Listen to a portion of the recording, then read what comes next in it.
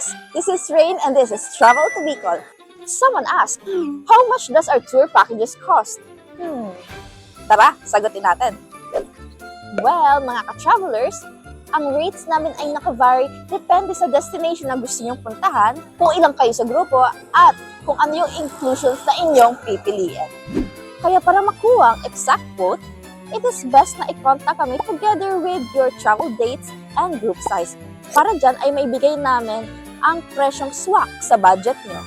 Pero para may idea kayo, bibigyan ko kayo ng sample. Meron kaming Albay tour packages na nagkakahalaga ng 7,000 pesos. Good for 2 packs na yan. Sulit na sulit dahil kasama na dito ang transportation, tour coordinator, at entrance fees. Kaya mga ka-travelers, if you're planning to explore Bicol, don't hesitate to message us. Kami nang bahala sa mga detalye, kayo na lang mag-e-enjoy. Message us today and let's start planning your Bicol trip. Once again, this is Rain and choose Travel to Bicol.